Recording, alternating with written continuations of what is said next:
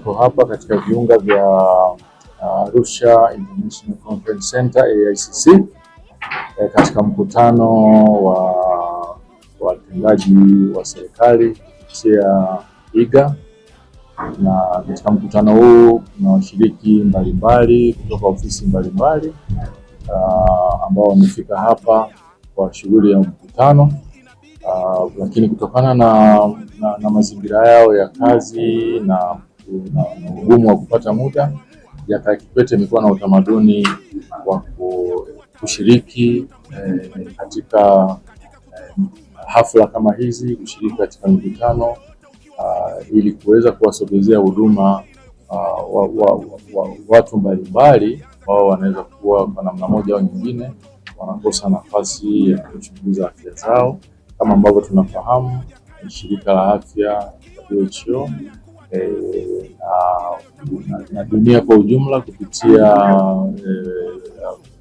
Global Health Strategy ambayo inataka uchunguzi na ugunduzi wa magonjwa yasiyoambukiza mapema, na fursa hii ni adimu kabisa kwa washiriki wa mkutano huu kuweza kufanya uchunguzi wa awali kabisa wa viashiria vinavyoweza kuendana na magonjwa yasiyoambukiza.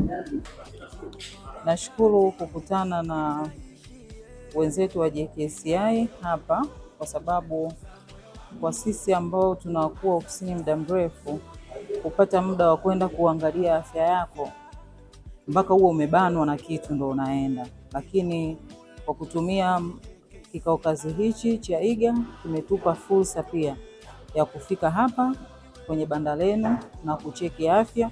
Nimecheki afya za kwa ujumla, lakini pia hata hapa pia nimepata ushauri mzuri wa kidaktari kutokana na jinsi alivyopima, na hasa kwenye uzito wangu, pamoja uzito vis-a-vis urefu, pamoja na pressure jinsi ilivyo, ingawa pressure haiko vibaya, iko kawaida, ingawa ameniambia nimeshauriwa kitaalamu nini cha kufanya ili niwe vizuri, pamoja na kucontrol uzito. Najua kupima afya yangu baada ya kuona baadhi ya changamoto kadhaa ambazo zilikuwa zikinisumbua, na sinaga haiba ya kwenda kutibiwa au kwenda hospitalini.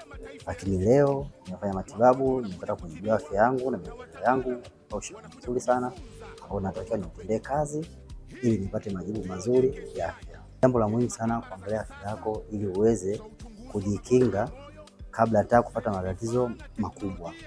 Sasa kwangu mimi nimekuja hapa, nimefanyia baadhi ya vipimo, nitoa ushauri ambao naweza kuzifanyia kazi ili niepuke matatizo ambayo yangenikumba wakati sijaja kucheki afya yangu hapa.